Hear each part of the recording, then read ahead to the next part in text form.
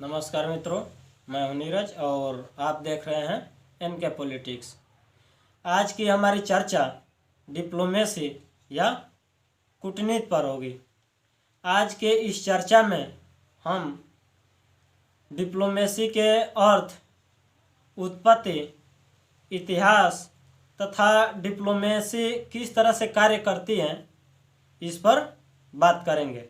जब हम किसी व्यक्ति को अपनी बात को घुमा फिरा कर कहते हुए देखते हैं या उस व्यक्ति की बात में कोई चाल हो, तब हम कहते हैं कि व्यक्ति कूटनीति कर रहा है या व्यक्ति कुटिल है। तभी यदि हम इसके तकनीकी अर्थ को देखें, तब इसका मतलब यह होता है कि राज्यों के मध्य कैसा व्यवहार होना चाहिए तथा व्यवहार के क्या नियम होने चाहिए। डिप्लोमेसी शब्द ग्रीक के डिप्लोमा शब्द से बना है, जिसका अर्थ होता है deal with a foreign country, अर्थात किसी विदेशी राज्य के साथ कैसा व्यवहार होना चाहिए।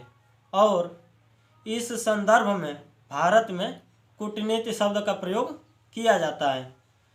यहाँ पर हम डिप्लोमेसी को वैश्विक स्तर पर समझने का प्रयास करेंगे। जब हम बात वैश्विक स्तर पर करते हैं तो हम जानते हैं कि विश्व में बहुत सारे संप्रभु राष्ट्र हैं और उन राष्ट्रों के साथ हमें मधुर संबंध स्थापित करने होते हैं तथा इस समय हमें अपने राष्ट्र हित को भी सर्वोपरि रखना होता है। तो इस प्रकार से यह एक बहुत ही संवेदनशील मामला हो जाता है। हम यह कह सकते हैं कि कूटनीति एक प्रकार की कला है जो दो राज्यों के बीच उनके हितों को ऊपर रखते हुए उनके बीच संबंध स्थापित करती है। जब दो राष्ट्रों के हित आपस में टकराते हैं तो अक्सर युद्ध की स्थिति बनती है और वर्तमान समय में युद्ध का मतलब है कि दो देशों को भारी क्षति का सामना करना होगा।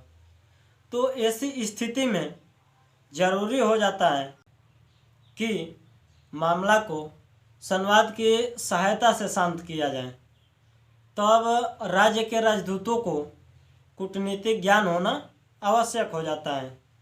यदि हम भारत के संदर्भ में कूटनीति के इतिहास की बात करें तो यह इतिहास बहुत पुराना है, क्योंकि द्वापर युग में राम ने हनुमान और अंगद को बतौर राजदूत के रूप में लंका में भेजा था। यह कोई प्रामाणिक इतिहास नहीं है, लेकिन जनमानस में चलन में है। मनुस्मृति में लिखा गया है कि युद्ध और शांति राजदूत पर निर्भर करती है। तथा 4वीं शताब्दी ईसा पूर्व में कौटिल्य के अर्थशास्त्र में भी अधिकांशतः विदेश नीति और कूटनीति का ही वर्णन किया गया है। सभी संप्रभु राज्यों में विदेश मंत्रालय होता है और वहाँ पर दूतावास भी होते हैं।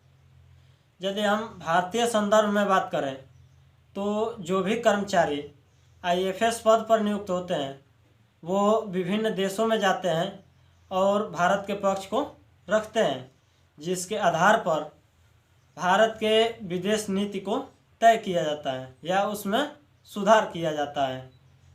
डिप्लोमेसी 3 तरह की होती है: first track diplomacy, second track diplomacy और थर्ड ट्रैक डिप्लोमेसी।